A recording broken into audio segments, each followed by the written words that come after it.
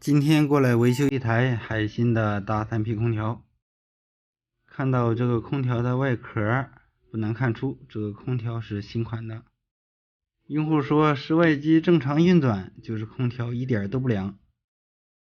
开始以为这个空调是个变频的，因为冷媒是 410A 的。不过仔细听了一下，压缩机有启动的声音，启动一下立马就回去了。看样这个空调是个定频的，根据经验判断，应该是启动电容出问题了。不过这个空调这么新呢，应该没用了多少年。现在就把外壳拆开，看看是不是电容坏了。空调名牌上明显标注的冷媒用的是 R410A， 不过 410A 的定频空调还是比较少见的。上盖拆开以后，大家可以看到，这个空调果然是个定频的，而且这个空调的冷凝器有3排铜管，这种就比较少见了。铜管确实用的不少，一般的3P空调啊都是2排铜管，这个是3排。看到外机的大启动电容就知道了，压缩机不启动，一般都是这个部件坏了。所以这个电容也叫发财电容，干维修的都喜欢这个大电容，一般换上它就会好。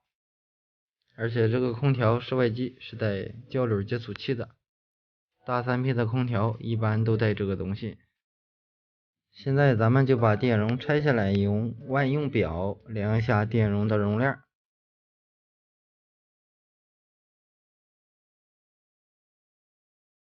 电容拆下来以后，大家可以看到名牌上标注的是60微法。现在咱们把万用表打到电容胆，大家可以看到一点容量也没有了。所以夏天热的时候，这个电容坏的特别多，而且几乎都是没有容量的。现在找来一个60微法的大电容，全新的。一般我干维修车上都备几个这样的电容，从25微法到70微法一样备了好几个。咱们再把表打到电容胆，测量一下新电容的容量。接上去以后，大家可以看到容量正好在61微法左右，这说明新电容是完好的。而这个坏的电容接上表以后是一点容量没有了。下面咱就把新电容换上，应该这个空调就能完美修复。